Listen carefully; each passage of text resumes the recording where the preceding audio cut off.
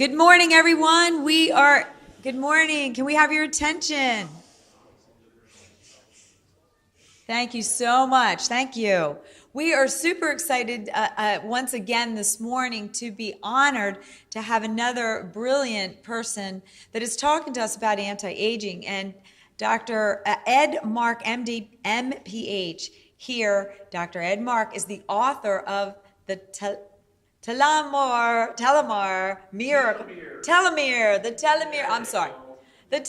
miracle, the scientific secrets to fighting aging, feeling great, and turning back the clock on aging. Now, who doesn't want that? Does everybody here want that? That's why we're in the room, right? His talk will explain how aging and disease are caused by telomere erosion, and then provides the audience with the techniques to enhance natural healing. So his undergraduate was from Harvard University in anthropology. His MD is from Columbia University, and he's in the College of Physicians and Surgeons, and he's earned a Master of Public Health from Columbia University. And in 2007, he became one of the first 20 people in the world to regularly ingest this nutraceutical I can never say this word, telomerase activator, and has taken no other supplement or medicine for over 10 years. So this supplement and his work is going to show us how to reverse the aging process to become younger and more beautiful. So welcome to Dr. Ed Park. He is going to show us how to stay young and beautiful and handsome, all right? And handsome. All the men want it too. Thank you so much. And I'm sorry I couldn't explain this word. Thank you so much. So enjoy this. And here you go. Thank you so much. Thank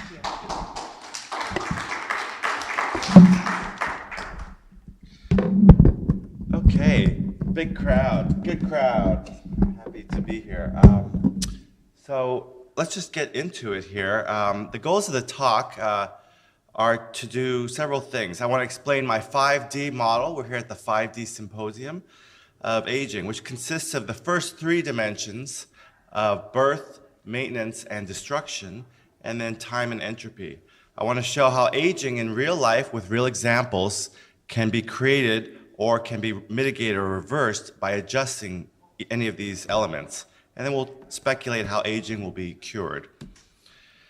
This first collage is from a couple of years ago. I'm 51 now. These are my two boys. On the left, you'll see that long ago I was quite sick in my 30s. I had metabolic syndrome, fatty liver, prediabetes, hypertension. And the long and short of it is that by taking this supplement, which is a telomerase activator, I shed 15 pounds within 3 months, no diet or exercise. So some people like this kind of anecdote. Other people say, well, that doesn't prove anything, you know. But in my mind, there was a mass extinction event of the visceral fat that some people have been talking about at this conference. As Faye mentioned, I went to Harvard undergraduate, paid for by that nice young lady over there, my mom. Hi, Mom. So she really deserves all the applause. She made me pay for some of medical school just to teach me a lesson, for which I am also grateful. After which I did an OBGYN residency at Harvard Medical School. And people say, well, why did you do OBGYN? Well, I'm the kind of person who has what they call countertransference.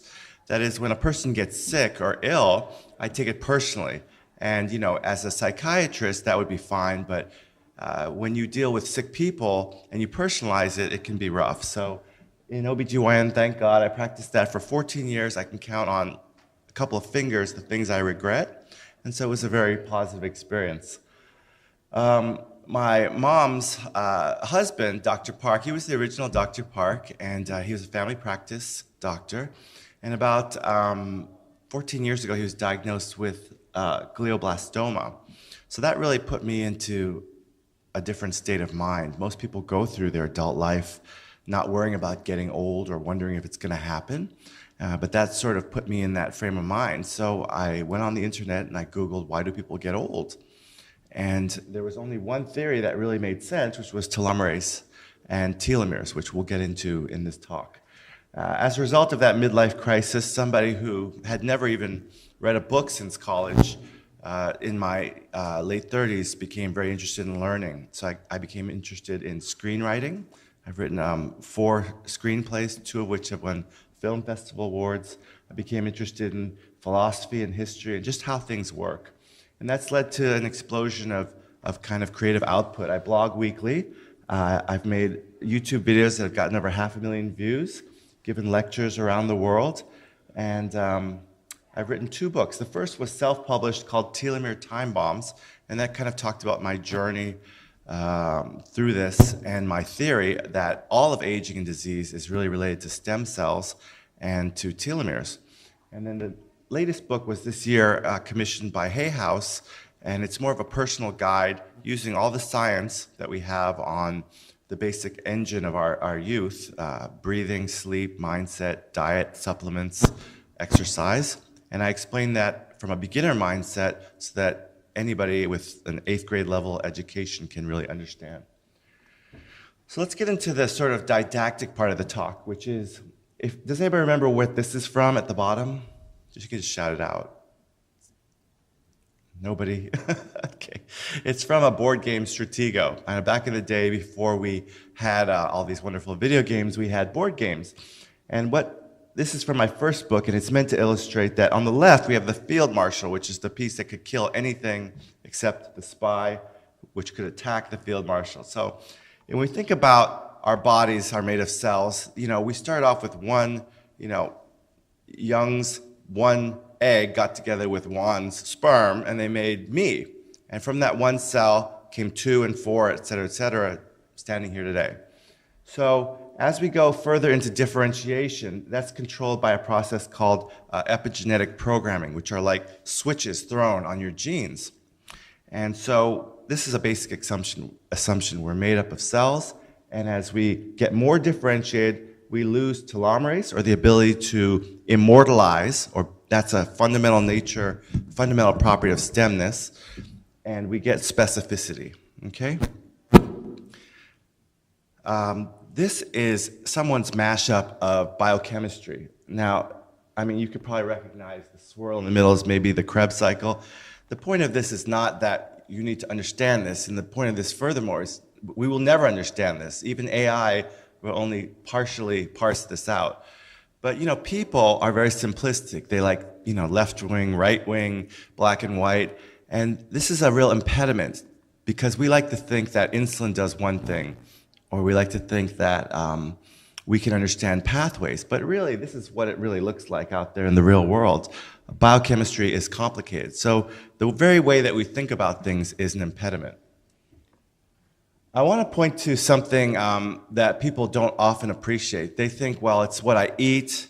And, Nick Delgado is a brilliant guy who practices what he preaches. He really exercises and eats well, and his formulations are quite brilliant, I think. He's an independent free thinker. But agency is, where are the decisions being made? Are they being made on a higher level, low level? In our bodies, the field marshals, the commanders, are these stem cells, particularly called mesenchymal stem cells. And when you have an injury or an insult, they go and they rally the troops. They go there, they can actually talk to other cells and inject them. But primarily what they do is they release these little packages called exosomes or microvesicles. So they're like little gift baskets. They'll send out gift baskets with RNA, proteins, interfering RNA. And this is why things like PRP, or Peter Thiel's young blood, or stem cells, you actually have to give the broth. The broth is where all these little messages, these little gift baskets are contained. Now let's do a little critique of what the standard model of medicine is. And this is a worker cleaning up roadkill. And basically, this is the problem when we talk about Susan Komen or Lance Armstrong, NIH, yada, yada, yada.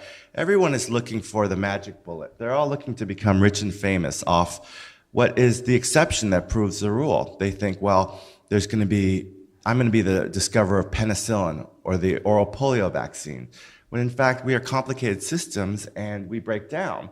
So what they're really looking at is the possum. And not only are they looking at the possum, they're looking at the damage to the possum, and they're looking at the maggots on the possum, forgive me. And this is what constitutes science. It's reductionism. And they're saying, well, how are we going to cure roadkill by looking at this dead animal? Unlike myself, they assume there is no common cause. And so most of the drugs that we have sold for billions of dollars upon us are based on blocking pathways. If you have hypertension, you block angiotensin or the receptor or your sympathetic system, and that causes an aberration in what is this. We're incredibly well-balanced, fine-tuned, getting worse every day, but nevertheless, when you take a drug, it blocks something, it's kind of like oversteering on ice. So a different view that I have is, what if there was only one main cause? Not that it causes all disease, but that it can account for the vast majority. So most people are looking at the possum here, or they're looking at the deer, and they're saying, well, this is my area of expertise. I'm going to dedicate 60 years. I met a gentleman last week in Hawaii, and he said, I study small cell lung cancer, as if that were somehow different from prostate or ovarian cancer. And what if we inverted that and said, well, what if there is one engine driving that? And so 14 years ago, when my dad was diagnosed with brain cancer, I said, oh my God, this could be the big thing. And although this kind of thinking is out there, people are afraid to say it. So let's just explore this for a second. If we look at what's at the core, it's something called replicative senescence, which just means that as cells divide, we know, this is undisputed, you won't find a single doctor or scientist to say this doesn't happen. The ends of the chromosomes, which are called the telomeres, they have to shorten, and this results in problems. So what if that, in all the organs, is driving DNA damage, it's driving stem cell mutation, and then in the different organs, we see the different diseases manifested. And you say, well, that seems a little bit too convenient, and well, why isn't anybody saying that? Well, what if I flipped it to you and said, what about cars? You go in and you say, well, my car's not working. Well, it's the carburetor, it's the timing, it's the blah, blah, blah, the electrical. What if I said to you, well, it's friction and oxidation that's causing car damage? You'd say, oh yeah, that makes sense, but that's kind of broad and general. Well, that's really what I'm saying to you, is that our bodies are like cars, and we can maintain them. And what is so crazy about the idea that there could be one thing causing all these diseases? This is a picture taken recently with my oldest son at the Photo Lab, which is one of 12 places in Orange County where you can get film developed. And we sit here and we go, oh, wow, I remember there's a famous Louis Armstrong song, well, he covered it, what if the TV and the radio and the things that we know are only passing phases? No one misses the 35 millimeter camera, but there was a disruption, and we take it for granted now that we have digital cameras. Well, that's what we need in aging. Here's a mock-up of someone who designed a way to solve roadkill. I mean, someday in the future, Nick Delgado, at his 120th birthday, we're going to celebrate. I won't ask for the live feed of that somewhat questionable demonstration. But, at some point, aging will become obsolete. People are very, very clever. The question is, will we be there to enjoy that? Okay, any questions so far? We're all on board. Everyone seems awake, so that's good. I think the best model for aging is from the Hindu theology, which is they call it the Trimurti, or the three forms. So they have three gods, Brahma, Vishnu, and Shiva, which are birth, maintenance, and destruction. And so I believe that aging is not really a thing. It's sort of like pornography or beauty or truth. It's very subjective. So it's really just an emerging phenomenon of these three aspects. And when they're in imbalance, as we'll see shortly, we have aging manifest. So the first god is represented by stem cells, which are immortal by virtue of telomerase. Vishnu is the preserver, and telomerase is, as I'll show you, the way that stem cells stay immortal. And then Shiva can be described as the destroyer. And so as cells age, they kill themselves. This is the prime directive of cells, if you will, is to kill themselves when the chromosome number is wrong. There are other things that are involved with this on that big chart, but basically cells are very dutiful. They are ambivalent about their own suicide, and they do their job very well. Audience participation. Does anybody know what the movie on the left is? I've seen it, but I don't remember the name. No sci-fi fans here, huh? Okay, it's Sigourney Weaver.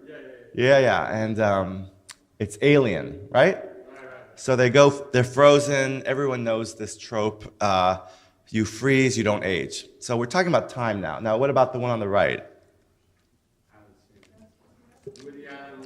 Sleeper. Oh, you guys don't remember Sleeper? It's the best movie.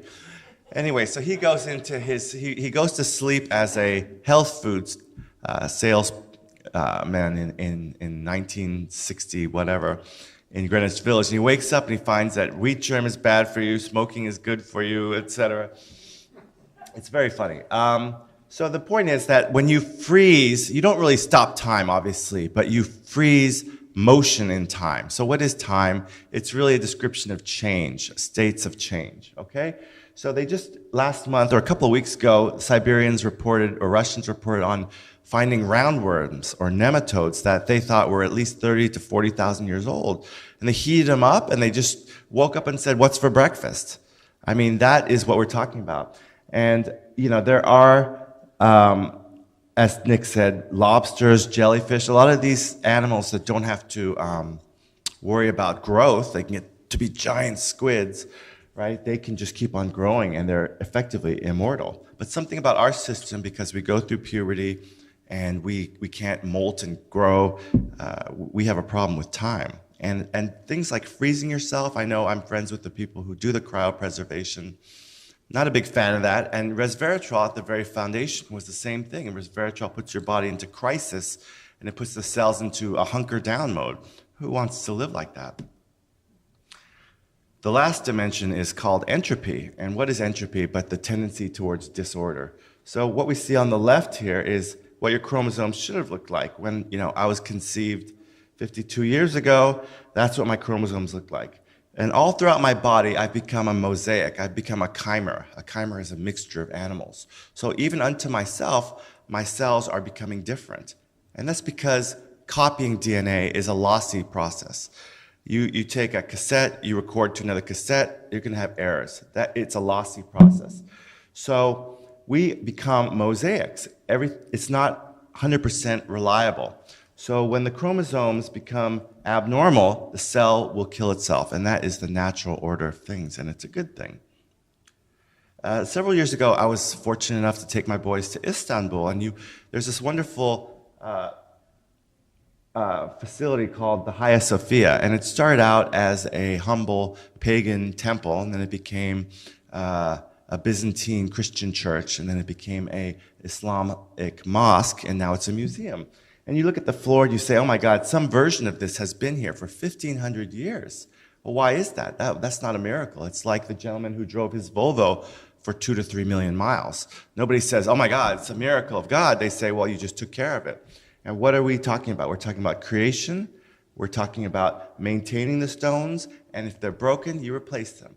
And someday we will view Nick and his 3 30-year-old girlfriends as just a model of this, you know? No, I love Nick. I mean, he's really a manifestation. He's like an animal spirit. And if anyone's going to do it, he's going to do it. I really admire the guy. Yeah. But anyway, so no one really says, well, how can you keep a floor alive? But they say, well, how are you going to keep a person alive? That's against God, or it's impossible. Possible? We'll see. We'll see. If you stay till the end of the talk, I see a couple people have already left, so they're already resisting. We see the Brahma is the creator. This is not to be confused with Brahman, which is the caste system, Boston Brahmin. And it's not to be confused with Brahman, which is the field of reality, the quantum field of reality, in which we are just drops, right? That beautiful Rumi quote, you are not a drop in the ocean, you're the ocean in a drop, right? So as above, so below. I know David Farman is the man who organized this, the reason we're here. And I'm wondering sometimes, well, why am I here? Why am I a health longevity guy at a quantum consciousness conference? And the reason is because all throughout history, and this man also, people have looked for the reasons, and they say it used to be called alchemy, and it used to be called Gnosticism, and it used to be called whatever, sacred geometry. But in our bodies, this process is ongoing.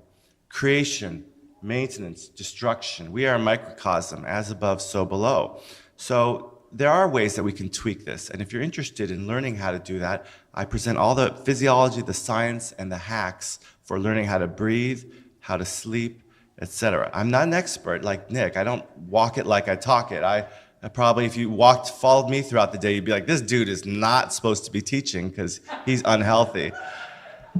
And I'll ask my mom to not ask questions at the end to critique, because that will certainly bring illustration to that point.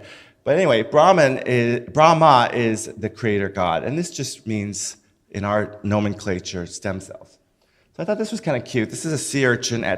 Once the sea urchin became 2 and then 4 cells, it kind of is reddish and it has 4 heads. So that's what we're talking about, the power to create, to give birth unto oneself. Now, what happens when Brahma, or these immortal stem cells, are deficient? This lady was reported on last year. She's a Dutch lady. It's funny how you can't even tell her ethnicity at the end. She seems to be stripped of all her identifying features.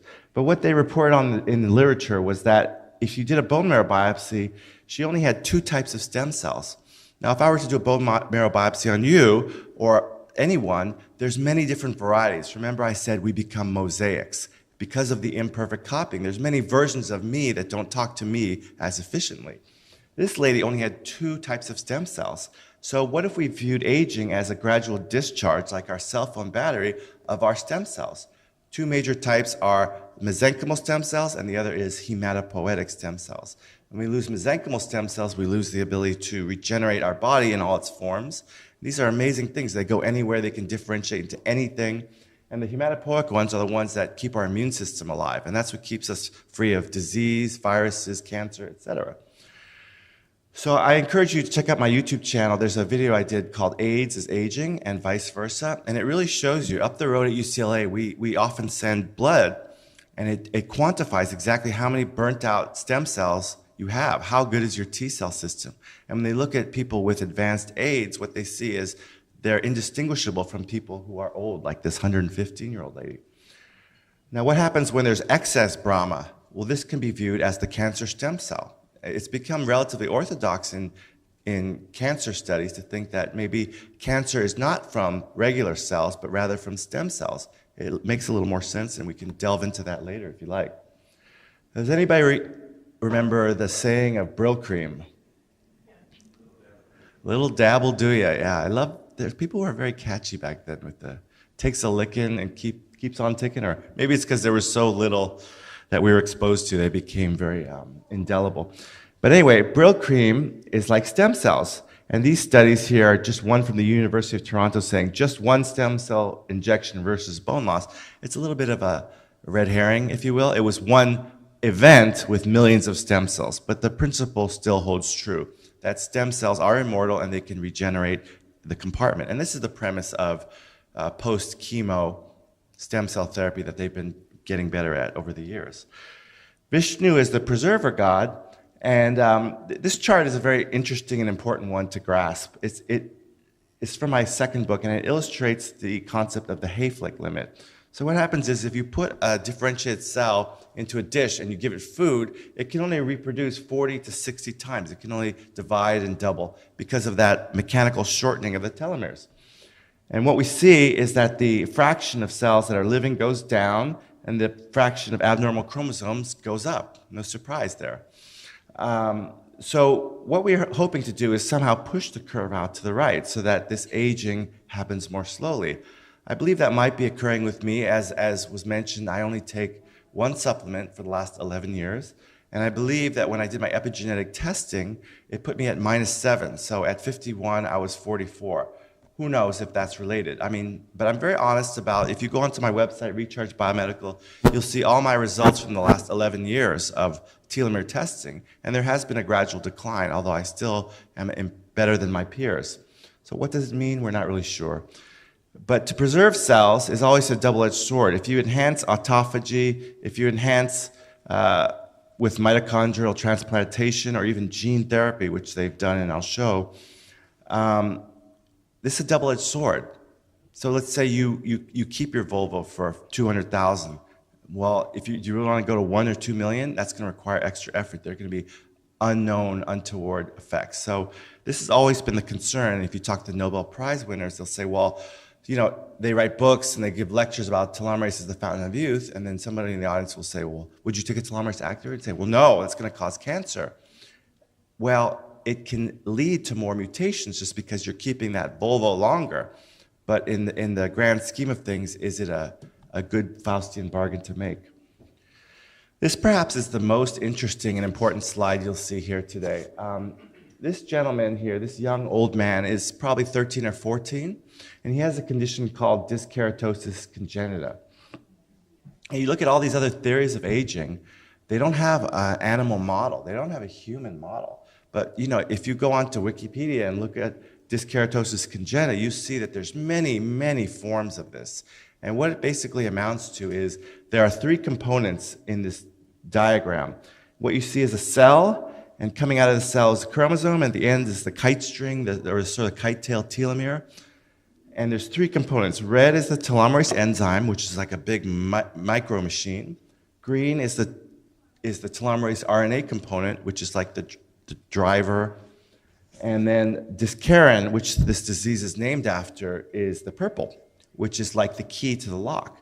So what we find with this young old man, by looking at him, is that we think we're seeing one disease. And this is the fallacy of people understanding genes anyway. There's no gene for anything. Genes only make proteins. Diseases are emergent properties. So what a clinician might, without the benefit of nuclear biochemistry, say, well, that's dyskeratosis congenita. He gets old, heart disease, osteoarthritis, etc., cancer. What we're seeing is that you can have a mutation in any of these 3 components. So any of this, the engine, the driver, or the lock can be mutated, and it can be inherited in an autosomal dominant, recessive, doesn't matter. All we know is that if mom and dad got together and made that fertilized egg, and one of these 3 things was messed up, you're going to live to 13. You're not going to live to 80, okay? So the question is, what happens, and I've interviewed people who are trying to put extra copies, and this is not as effective if you do it as an adult, but in China, they're already experimenting with pre-implantation genetics. They could actually introduce extra copies into the embryo. So what if instead of 2 copies, which we all have, we had 3 or 4? I mean, there's different animals with multiple gene copies. So that is an interesting question. I mean, what if I inverted and said to you, well, at the current level of efficiency, we all died at 14, right? And then somebody came along, like some brilliant mad scientist, and said, I'm going to put another copy or double the dose. And people would be like, oh my God, you're acting against God. You're living to 80 years. Nobody lives to 80 years, right? But that's the kind of disruption we need to think about. This is all very mechanistic. So there is a model for my crazy idea. This is it. No one else in these theories of aging has any kind of animal model that is as robust. So this is why we know it's causal and not just correlated. If you mess up any of these 3 components from mom or dad, you're going to die as a 15-year-old of old age. Okay, so a couple of experiments. This one got a lot of press in the news. On the left, this guy, DePino at Harvard, they did it to mice. They created an artificial aging mouse model, and they enhanced the telomerase so they got younger. At the Cancer Institute of Spain, same thing, different mechanism. They introduced telomerase to rapidly aging mice, and again demonstrated that they could rejuvenate, not just slow. So if you'd like to come by and see a little bit of what telomerase activation medicine looks like in myself and my patients, there's a lecture tomorrow I'll be giving at Salon 112 at 2 p.m. And I'll just kind of run through a lot more Q&A in that one, actually. And if you'd like to come by and pick up a book, you can also do that out in the exhibit hall. Does anybody know where this is taken from? There was CERN, very good. He knows, David knows. This is the statue out in front of the Large Hadron Collider in Switzerland. And it's Shiva, the god of destruction. So for our purposes, we think of Shiva in terms of destruction. So these cells are killing themselves. Someday we'll have the ability to actually chaperone molecules to areas where we know, oh, Dave, it looks like part of your liver's not so good. There's a clade in there that needs to be killed, and they'll have specific apoptosis triggers. Just like if you go in with your 2 million mile Volvo, they don't say, well, we need to replace your car. They'll say, well, we'll just replace this part or that part. And I think one of the most inspirational things is President Carter, who last year had metastatic melanoma to the brain, which is usually a death sentence. But because of taking something called Keytruda, he's completely disease-free now. And the question is why? It wasn't actually the drug that cured him. It was Jimmy Carter that cured him and his faith and his body. His body. So what Keytruda is just an antibody that blocks the blocker of his immune system. If you block the blocking, then his immune system was able to clear the cancer. What happens when we're Shiva deficient? Well, on the top left could be any hill in Southern California. That is brush that should be dead, but it has not been cleared, right? Someone drops a match, and then all of a sudden we have all this beautiful charcoal fertilizer for the next generation of green shoots. This is the process going on in our body. These athletes at the bottom, obviously are a little older, we think, and we age because we can. As above, so below. Everything is a microcosm. So because we can age, we should be grateful. I mean, we could be like mice and dying in 3 years, or progeryks and dying in 14 years. So the fact that our cells can hold on is a good thing, but it also manifests in ways that make it less enjoyable to be alive. One of the more exciting aspects of anti-aging is senolysis or senolytics, and it's been known for a while that if you give chemotherapy, when your hair comes back, it comes back very nice and soft and downy. And that's because you've undergone radical destruction. There's actually something in radiation therapy called hormesis, which means that a little bit of radiation is actually good for you because it clears out all the junk.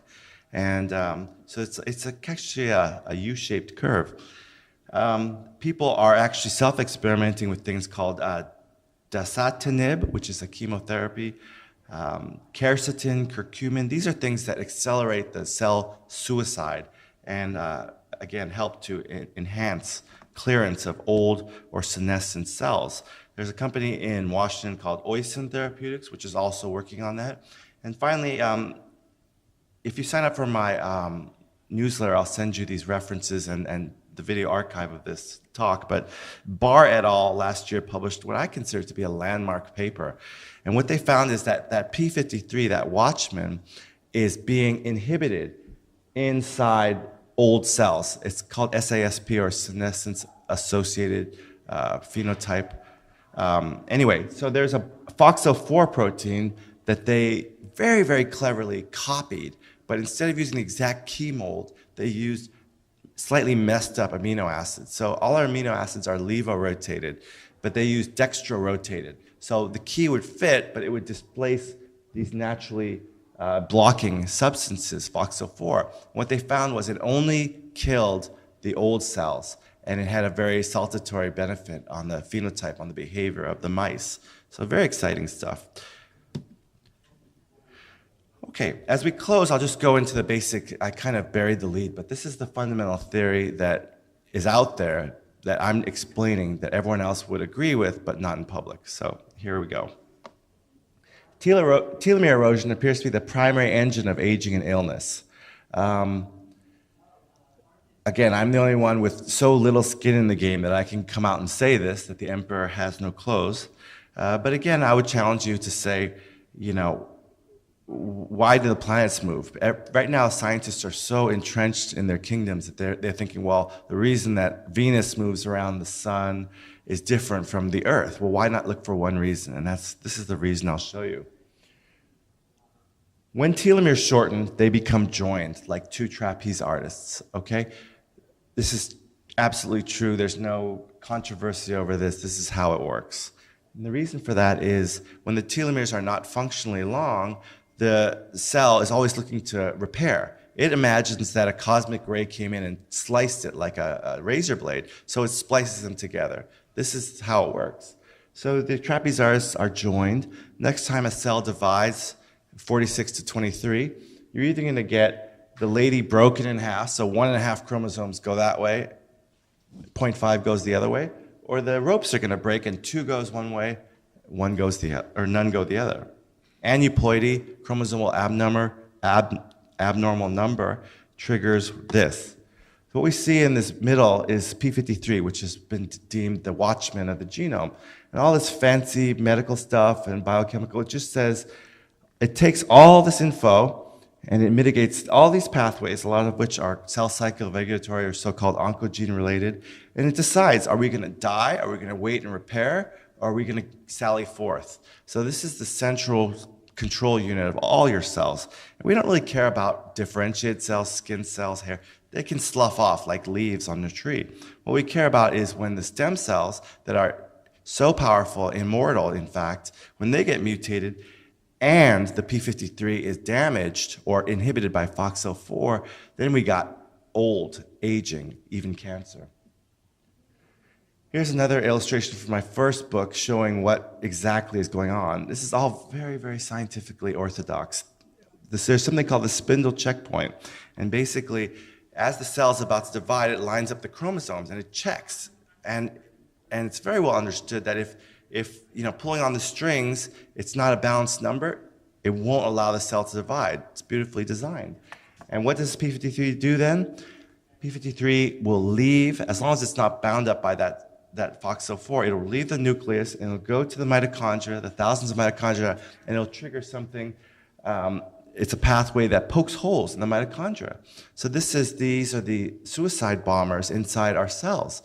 It pokes holes in these mitochondria and they're filled with oxidative species. So like the Wicked Witch of the West, it melts from within. And so this is why we have to revisit the idea of oxidative stress. We've always known that in aging, in crisis, there's oxidation. Some proportion of this is actually just the innocent bystander effect. What we're seeing is smoke from a fire, and so cleaning up smoke is not going to prevent arson. What we're seeing when a lot of these cells are putting off all this oxidative species is the result of appropriate Shiva-induced cell suicide. Does anybody know what this is? Just shout it out. I love this. It's called the Rube Goldberg device, right? It's something that's needlessly complex. Like this gentleman just wants to have soup, and he's invented this amazing thing. And in some ways, I think, as great as science is, it's very reductionist, and it's looking for something that you can patent and own and become famous. People are not looking at it as an engineering problem. They're looking at it as intellectual property. So they're looking for things to fix the roadkill. They spend a whole life studying maggots on possums on I-59. I mean, this is really a problem because we need a holistic, integrative, logical way to approach science and wisdom. So it's like if you've ever driven in Minnesota or Massachusetts, you realize when you're steering on ice, you steer one way, and then you start slipping, you got to steer into it, steer the other way. And basically, all of pharma is mitigation of disease. It's maintenance and promotion of the idea that every single disease, like Nick said, is progressive. And we know this not to be true. That's why the majority of my patients are people who've come back from the brink and they've freed their thought and they've said, well, my doc said my so-so would never get better. And it got better because Nick Delgado rolled me around Fashion Island. This is what we're talking about. My patients are all refugees from the medical system. They had diabetes. I had a fatty liver. But of a deeply inculcated ethic or belief of medical orthodoxy is that they're like merit badges. You just keep on getting them. Once you get a disease, you never get rid of it. It just gets worse. And that's really a kind of a sad thing about our profession. Furthermore, looking for an aging gene, when there's so many pathways back on that chart, we realize this is probably not a good idea. As we close, I want to talk about the reasons to be hopeful. As Nick said, there's bristlecone pines. One of them is called Methuselah. It's thought to be over 5,000 years old. It's kind of funny. One of them, they aged it by cutting it. It's kind of silly. They wanted to know how old it was, so they killed it. Kind of a sad thing. But invertebrates, lobsters, squids, these can all purportedly grow forever. One thing they tend to have is a high proportion of stem cells and a high telomerase activity. So there's many cross-species studies when you look at different birds or finches, even human populations. The ones with higher telomerase activity tend to live longer. perhaps because we're pushing that curve, that replicative Hayflick curve to the right. The regeneration of our bodies, we have to admit, as we go to these aging conferences, we see that the experts are all looking older every year. So we have to admit that our ability to regenerate with telomerase activators, meditation, whatever, sound healing, it's less than 100% efficient, except in the area of the spermatogenesis, where not only do the telomeres lengthen, therefore kids with older dads have longer telomeres, but it makes sense that the germline needs to be preserved and it needs to be blessed with a low level of mutation if the species is to be promulgated in a good fashion. Science can reliably store, as Dr. Steenblock will mention, we can take out your adipocyte stem cells, which are closely related to mesenchymal stem cells or a subtype of them, and then inject them back into your blood. That's FDA okay at this point. Now, if you wanted to go get a boost, and furthermore, if you had the technology, and I've been talking with friends who are involved in this space, how would it be if we could actually take out your best copy of stem cells, clonally expand them without aging, and give you, instead of the A, B, C, D grade, like the Dutch lady had only a D and an F stem cell left, what if we could grade your stem cells, give you 25 million, but at this point you have to fly to Costa Rica or Cayman and get them back? I mean, would that mitigate things? To be honest, probably not, because the problem is not just having an infusion of young stem cells, it's having job vacancies. So you'd actually have to probably surgically target the old dudes that are in their body, phoning it in, that are damaged, and then chase it, sort of like a forest fire, and then the green shoots. So probably in the future, 100 years from now, what it will look like is some form of destruction chased by reseeding, sort of like agriculture. But every day, things like artificial intelligence, nanotechnology, scientific reductionism, which I've critiqued, but which is very part and parcel of a bit greater understanding, it brings us closer. Someday, the cure of aging will be like this backup CD of your operating system. We'll have the best copy of you. When my mom and my dad got together, they made the best version of me. Everything since that one cell has been not as good. So we'll be able to archive that. We'll be able to understand the epigenetic solid states, like what is it that makes a 2-cell, 4-cell, a cardiac, a liver stem cell. We'll be able to say with some degree of certainty how those cells express their phenotype. We'll be able to bank and preserve, and in fact, one of my friends is the founder and CEO of a company called American Cryostem, and they're able to take out your adipocyte cells, store them, and you can get this now. Does it work? We don't know. But things like telomerase activators are available, and we could talk a little bit more about that. Exosomes, one of my friends, Olga, she is involved with an exosome company, and in fact, I had the privilege of knowing a scientist at City of Hope who wrote one of the seminal review papers on this. So this is a new idea out there. It should have been obvious, but a lot of the things that we get as in terms of benefits is not because of the cell engraftment or replication. It's actually these little gift baskets they send out in these exosomes. And then finally, as I mentioned, we'll have better senolytics. We'll have ways to target bad areas and refurbish, replace in situ. And that really is the goal. So that's the talk. I just want you to encourage you to come by and say hi to me. I'm all by myself over there in the booth. And you can get a free sample of my adaptogenic supplement. You can purchase TA65 if you want.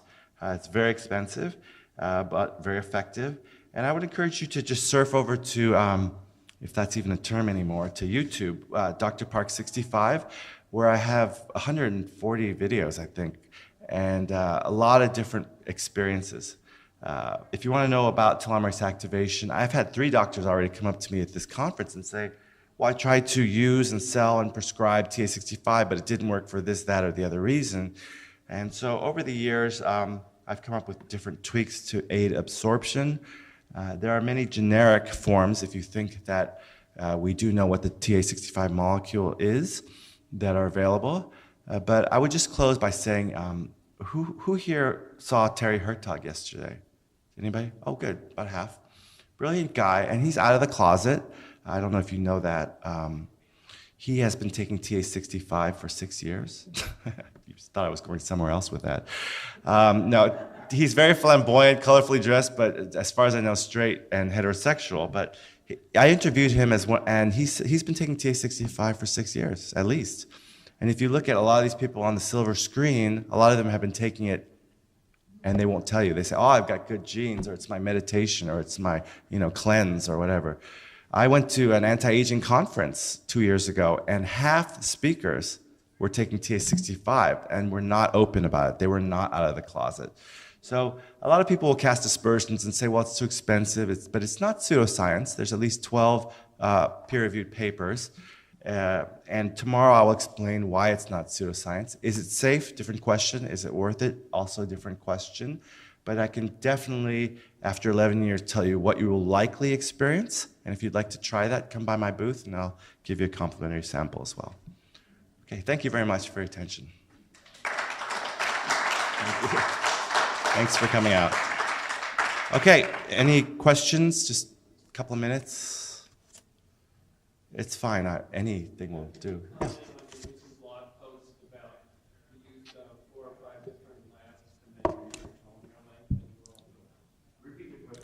The question was, can I comment on my blog post about telomere measurements? Yes, thank you for that question. Yeah, 3 years ago, I sent my blood, same guy, same blood, same day, to 3 different labs and got 3 very disparate results. I kept it quiet, but 2 months ago, I did the same thing with 4 labs. And basically, it would be like if I put you on a scale, and this is not a planetarium. I mean, I put you on a scale on Earth, and it said you weigh 50 pounds, 80 pounds, 110 pounds, and 130 pounds. You would say, there's something wrong with these scales, right? And that's where we're at. So I've evolved in my thinking. There's a video on my channel about biomarkers and telomeres. If we're being honest, their internal quality control is quite good, but the measuring standards are not comparable for some reason. So year over year, my labs are very similar, but there's not great agreement interlab. Thank you. Any other question? Yes, sir.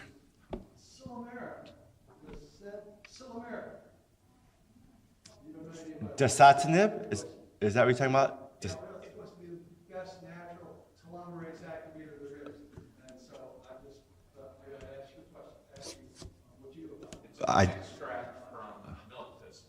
Oh, silomere, okay. And it helps the liver, and it has an activator that helps with the telomere. Interesting.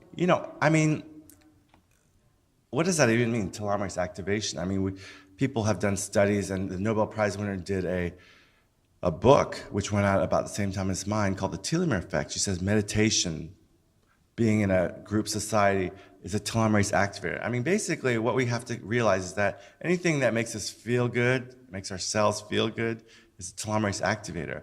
And so the final, if there even is such a thing, common pathway, is probably endocannabinoid signaling. I mean, when you're happy, again, going back to the Hindu language, or Hindi, anandamine is the analog for THC and CBD, the plant cannabinoids. It makes your cells happy. So even telomerase activators like T65, the mechanism is not increased transcription of the gene, but rather MAPK signaling, which is a broad family of protein kinase signalers. It's just basically, it's playing nice elevator music for your cells, and they're doing whatever they're doing more efficiently. So, I can't pretend to explain the mechanism, but if you look at tomorrow's lecture, which will be posted, and I'll send it to you, the U.S. Patent and Trade Office demonstrates 300% activation or increase in telomerase activity. But a subsequent paper showed it wasn't because of increased gene transcription, but rather it's a downstream effect of probably these endocannabinoid-related pathways. Sorry, there's a lot of telomerase activators. I just don't. Yeah. Any other questions? Yes. Does donating blood stimulate stem cell growth? I don't think so. The question was, does donating blood stimulate stem cell growth? Now, if you talk about leaching, I mean, that's making a comeback these days, leaching. But certainly anything, if you overdo it, then the body is forced into crisis and regeneration. So on some subtle level, perhaps, yeah. It's probably not worth it. Yeah. Any other questions? Okay, thank you for your attention. I know it's a lot, but if you want to try and understand it a second go around, come around and I'll send you the uploaded video of this. Thank you very much. Appreciate it.